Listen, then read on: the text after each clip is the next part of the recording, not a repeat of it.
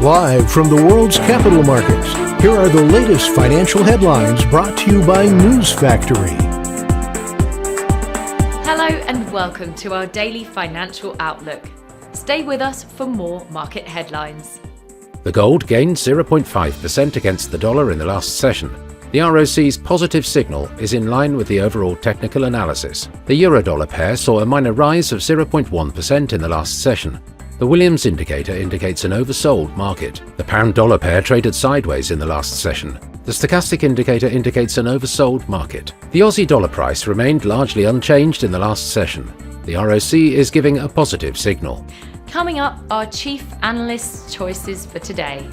Wall Street closed little changed as market participants looked ahead to the US Federal Reserve's expected decision to leave key interest rates unchanged on Wednesday. Polkadot community Polka World has announced that it has halted its operations after the company's proposal to get funding from Polkadot's treasury was rejected.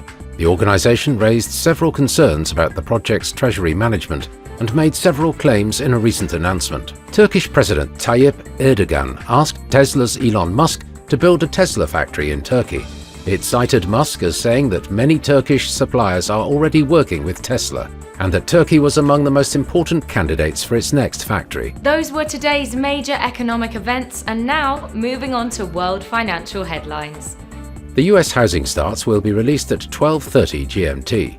The US Red Book Index at 12:55 GMT.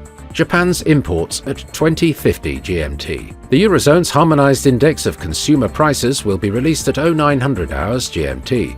Australia's RBA meeting minutes at 0130 GMT. The Austrian HICP at 0700 hours GMT. We hope that you've enjoyed Tuesday's financial report. On behalf of all of us here, we wish you a productive trading day. Be sure to join us tomorrow morning for the latest news and events from the financial markets.